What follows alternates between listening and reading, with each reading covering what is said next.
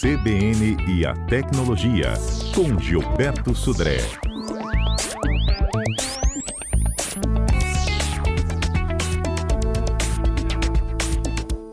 Hoje o nosso assunto, gente, são as permissões que os aplicativos pedem para o que a gente efetivamente precisa de saber antes de autorizar o acesso de aplicativos ao nosso smartphone, não é isso, Gilberto? Exatamente. Quando a gente é solicitado a instalar um aplicativo novo no nosso smartphone, normalmente o sistema já solicita que a gente dê algumas permissões relativas àquele aplicativo, né, para que ele funcione. O problema é que alguns aplicativos, né, ou seja, eles solicitam permissões demais, ou permissões que não estão exatamente ligadas à função especificamente que ele vai executar, né, nesse caso. Então, a gente deve tomar algumas ações, né, ou pelo menos ficar atento a algumas permissões que são solicitadas a aplicativos, dos aplicativos que não têm exatamente uma necessidade, ou a gente não enxerga a necessidade. Então, por exemplo, alguns aplicativos solicitam a permissão de acesso ao sensor de movimento, ou seja, a posição do celular, né? E aí tem aplicativos que não têm necessidade disso, né? Ou seja, você vê um editor de texto, por exemplo, né, dentro de um celular. Talvez ele não tenha necessidade de saber se você está andando ou está parado, se você está em movimento ou não, né? Então, ou seja, é uma questão que deve ser tomada ou prestada atenção. O microfone, por exemplo, também alguns aplicativos solicitam acesso ao microfone do celular. Então, será que aquele aplicativo, né, é necessário que ele tenha acesso ao microfone, um aplicativo talvez de jogo, um aplicativo de lanterna, por exemplo? Não faz sentido nenhum que ele tenha acesso ao microfone do celular. Muitas vezes, então, esse aplicativo até está disfarçado de um aplicativo talvez ingênuo, mas que vai monitorar o que você fala perto do celular também em relação a isso. Então, também a questão de permissão de microfones também deve ser utilizado ou visto, né, com certo cuidado.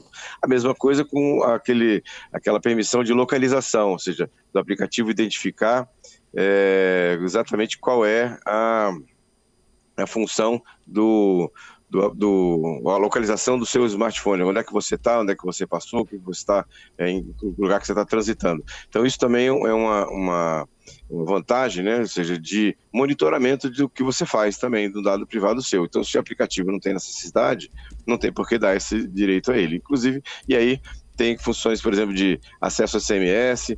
E aí a gente sabe que algumas autenticações de dois fatores utilizam o SMS como mensagens de verificação. Então, se o aplicativo tem acesso aos seus SMS que você recebe, ele teria, teoricamente, acesso, inclusive, àquelas chaves de autenticação do WhatsApp ou de outros aplicativos em si. E, por último, o acesso aos contatos, né? Muitos aplicativos também solicitam acesso aos contatos. E eles também, nesse caso, muitas vezes não têm necessidade. Eu tenho um caso clássico aqui de um aplicativo de lanterna, né? Ou seja, o aplicativo de lanterna é aquele que você, quando executa, ele ativa o flash da câmera para poder você usar o celular como lanterna, né? É natural que esse aplicativo, quando ele é instalado, né, ele solicite o acesso à câmera, porque ele tem que mandar os comandos para a câmera para ativar o flash da câmera. Mas existem aplicativos de flash, né, ou de lanterna do Android, por exemplo, que ao ser instalado, ele solicita, por exemplo, o acesso aos contatos, acesso às fotos, acesso ao Wi-Fi. Não faz sentido nenhum, né? Um aplicativo simples de lanterna ter acesso aos seus contatos. Então, por isso que a gente tem que ficar atento especificamente, né, para que não dê esses acessos indevidos a esses aplicativos, e aí a gente pode estar, na verdade, se expondo nossos dados pessoais e privados a terceiros sem nosso desejo. Entendido. Então, assim, se você está baixando uma coisa que é muito específica, não tem lógica você abrir demais a possibilidade de acessos. Exatamente, né? Ou seja, não faz sentido você dar direitos, né? Olhar aqui aquelas permissões em que você vê que aquilo não é necessário para aquele aplicativo executar, né? Ou seja, não tem necessidade dele ter acesso àquele tipo de recurso do seu celular. Então, é melhor que você não instale aquele aplicativo, né? Ou você negue aquela permissão, né, para aquele aplicativo ali. Entendido.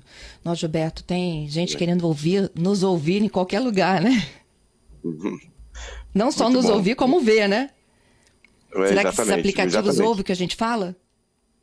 Então, essa é uma dúvida comum, né? Ou seja, de que será que as redes sociais estão nos ouvindo para fazer propagandas especificamente direcionadas ao que você falou perto do celular.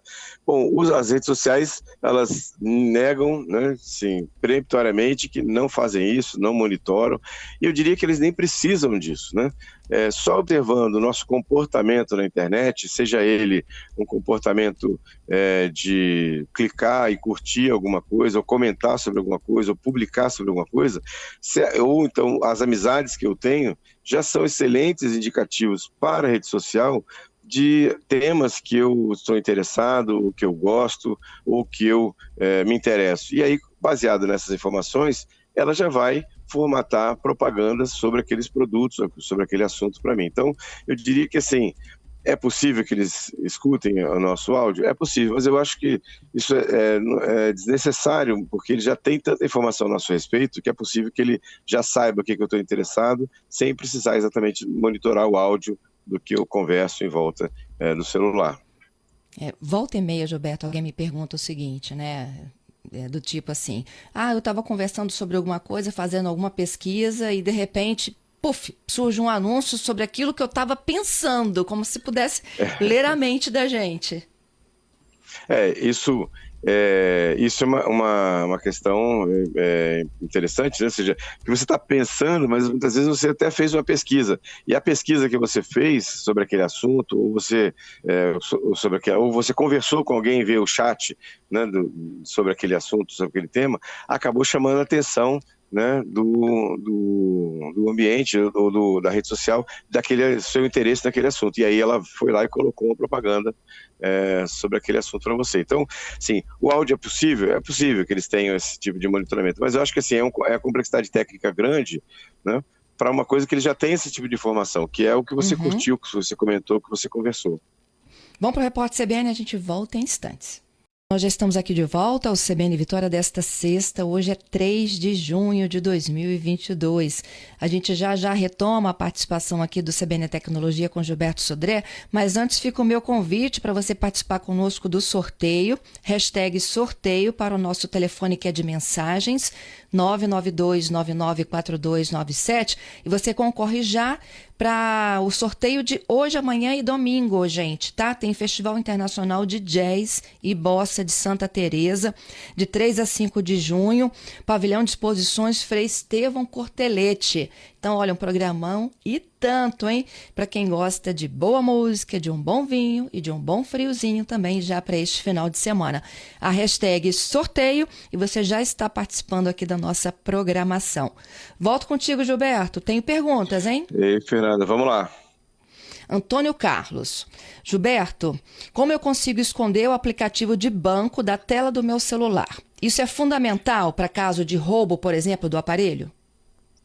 Então, isso dificulta, ou seja, coloca um nível a mais de segurança para os seus aplicativos de banco, o que é interessante, né? Ou seja, você ter, além do bloqueio do celular, que é aquele que eu recomendo que utilize a senha, você utilizar também essa opção de esconder o aplicativo. E aí você tem algumas opções, por exemplo, no caso do Android, né, você tem, no caso de Android e Samsung, você tem uma função interna do celular chamada pasta segura, que você já pode armazenar e esconder os aplicativos, e você colocar esses aplicativos nessa pasta segura. Para ter acesso a eles, tem que ter uma senha, né, para isso. Ou se você não usa um Android da Samsung, ou usa um Android de um outro fabricante, você tem o chamado App Lock, que é um aplicativo gratuito que você coloca uma senha para ativar um aplicativo. Então, além de você desbloquear o celular, e aí isso funciona inclusive para qualquer aplicativo, não só de banco, você coloca uma segunda senha para ativar o aplicativo de banco, o que dificultaria, caso o seu aparelho fosse roubado ou fosse perdido, que o atacante, né, ou seja, o golpista, tivesse acesso aos aplicativos de banco ou até às suas fotos. A App inclusive, protege fotos que você tem no smartphone também. Então, é uma boa prática para isso, né? Muito legal. Bom, a Cíntia, ela está pedindo uma outra ajuda. Ela disse que foi apagar as fotos do celular dela, um iPhone, e cometeu um erro. Apagou a mídia de captura de fotos. Você poderia me ajudar, Gilberto? Então, recuperar fotos e arquivos de celular é um processo que não é muito simples. Existem alguns aplicativos pagos, infelizmente não tem nenhum aplicativo gratuito que faça isso, né? Então, ou seja, tem alguns aplicativos pagos que fazem esse tipo de tentativa de recuperação. Agora, normalmente, a recuperação, o sucesso à recuperação das fotos e arquivos que foram apagados em celular tem que ser proporcional à rapidez com que você faz isso. Quando você apaga e você fica 2, 3 dias para depois tentar recuperar, a chance de você recuperar um arquivo é bem pequena. Por quê? Porque, na verdade, o celular está gravando uma série de informações, fotos, vídeos, áudios, mensagens que você recebe na memória. Isso vai sobrescrevendo aquelas informações que foram, de certa forma, apagadas, mas que continuam lá, de alguma maneira, dentro da memória do celular. Então, quanto mais demorado é o processo de tentativa de recuperação a partir da data que você removeu, vai ficar cada vez mais difícil de fazer isso, né? mais complicado. Né? Então, por isso que tem que ser de forma rápida, nesse caso aqui, né? Uhum. Bom, se ela apagou a mídia de captura, será que é o aplicativo para captura? Aí ela teria que ir lá na lojinha de aplicativos, não? A mídia de captura não é o rolo de foto, a câmera. Acho que ela está fazendo referência às fotos que ela as fotos que ela capturou da câmera, né? Eu acho que essa é a referência que ela está fazendo. Bom, Cíntia, se você tiver alguma outra dúvida, então complementa para a gente, né, Gilberto? Isso, exatamente. O Hernandes, ele tem uma Smart TV que é um pouco mais antiga, Gilberto. O YouTube dele começou a dar umas travadas. Ele acha que é porque a televisão não pode mais ser atualizada. Tem alguma estratégia para ajudá-lo? Infelizmente não. Esse é um problema, Hernandes, né? Isso, Hernandes. Hernandes. Então, Hernandes, esse é um problema que acontece exatamente com televisões mais antigas. Por quê? O aplicativo de YouTube que tem instalado nas Smart TVs mais antigas, eles têm uma chave e uma forma de acessar o YouTube. E essa forma foi descontinuada em algumas situações pelo próprio YouTube. Então, as televisões mais antigas, até muitas delas, você fala que está travando, e algumas delas não tem nem mais acesso ao YouTube, porque exatamente isso foi desativado. Infelizmente, como não tem uma atualização mais, não tem como você recuperar essa função de exibição de vídeos do YouTube na Smart TV. E aí, nesse caso, a alternativa que você teria é usar um home theater, por exemplo, que tem essa função de exibição de YouTube no home theater, ou usar uma TV Box, né, que tem a função também de exibição de vídeos do YouTube, que aí são aparelhos mais novos, que tem atualização, e aí você vai conseguir ver vídeos de YouTube na sua Smart TV. Entendido. Tenho mais uma participação do Claudeni. O Claudeni pergunta se você já tomou conhecimento aqui de um novo modelo de smartphone chinês que foi lançado recentemente. Aí ele diz o seguinte, robusto, boa configuração e hard, resistente até um jato de água. E tem uma bateria de 22.000 amperes, é isso? 22 mil amperes é muita coisa, hein? É 22.000 mAh. Exatamente, 22.000 mAh. Esse 22.000 mAh é um power bank assim, bastante grande. Talvez essa informação especificamente do Claudinei esteja equivocada, porque normalmente os telefones têm entre 4 a 7 mil mAh, né, que são esses aparelhos maiores e mais grossos, em torno de 7 mil mAh. 22 mil seria um aparelho realmente bastante robusto. Mas ele fala qual é o modelo, qual é a marca do smartphone novo? E diz que a bateria dura uma semana. Olha que maravilha. É realmente interessante lá. Só, assim, se ele puder falar qual é a marca que ele viu, né, do smartphone, para que eu possa até avaliar a questão do smartphone, qual é o smartphone de lançamento novo aí. Ok, vamos aguardando o Hernandes. Enquanto isso, eu faço a pergunta do Kleber. Atualizações periódicas do celular pode fazer com que a bateria vai perdendo vida útil, por exemplo? Não, assim, dessa forma, não, assim, o que pode acontecer assim, em relação à bateria perder a vida útil, não, mas o que pode acontecer, por exemplo, é que algumas funções de uma versão mais nova do sistema operacional talvez consumam um pouco mais de bateria. Então, ou seja, a autonomia da bateria pode ser que fique um pouco prejudicada como o sistema operacional tem novas funções, tem novos recursos. Pode ser em algumas situações, não é regra geral, mas pode ser em algumas situações. Isso aconteceu com o iPhone, né? Uma atualização anterior para isso, que você, ao atualizar o sistema operacional, a autonomia da bateria acaba ficando um pouco menor, porque, na verdade, o sistema operacional novo consome um pouco mais de bateria do que a versão anterior. Isso pode acontecer. Não é regra geral, mas pode acontecer. Ótimo. A Taliba, nosso ouvinte de Piúma, ele diz: Gilberto, adoro todas as suas dicas, viu? Obrigado, Taliba. Obrigado pela audiência e um abraço para você. Ele está citando um aplicativo da Nokia, que diz que ele tem senha também, que é super fácil de trabalhar. Ah, legal, legal.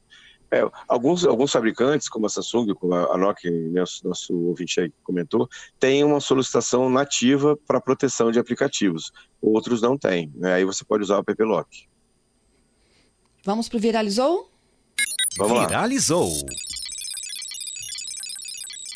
Os destaques da semana.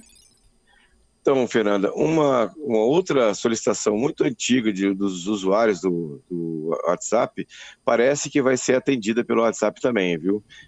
A gente já falou daquela função de sair dos grupos silenciosamente, agora parece que em breve vai ser possível você editar mensagens enviadas. Você enviou uma mensagem com erro de grafia ou com erro de informação e você quer voltar naquela mensagem e editar a mensagem corrigindo o erro. Parece que esse recurso já está em teste e em breve parece que vai estar disponível para os usuários do WhatsApp, né? Isso é uma coisa interessante. Aí outras redes sociais e outros comunicadores instantâneos já têm essa função de você editar, né, uma mensagem enviada, e parece que agora o WhatsApp vai liberar essas funções ainda. Não é possível saber ainda se vai ter um limite de tempo, né? Se você mandou e a partir de um certo tempo ele não consegue mais editar a mensagem, mas o recurso está em teste em alguns locais aí pelo mundo. Vamos ver como é que isso vai estar disponível para os usuários em geral, né? Para isso, né? Outra função legal que foi liberada essa semana é que o Google, para Android, liberou o uso de comandos de voz para o Google Maps. Então agora você vai poder interagir com o Google Maps também através de comandos de voz. Antigamente era só no teclado, né? E agora você vai também poder interagir. A novidade está disponível a partir da versão 13.20 do Google Maps, né?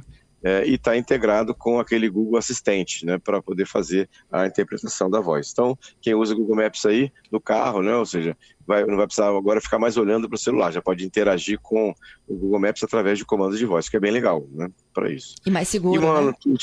É mais seguro, com certeza, com certeza. E uma última notícia super interessante, né, para quem, inclusive, quer trocar de aparelho e vender seu aparelho antigo, uma empresa nacional chamada Trocafone lançou, né, ainda está em teste em alguns shoppings em São Paulo, uma máquina para comprar celulares usados. Então você chega na máquina, faz um cadastro, ela filma a tela do smartphone para ver se está tudo perfeito, você conecta o smartphone, que ele faz uma avaliação interna do smartphone, inclusive teste do e-mail, e te dá um valor, né?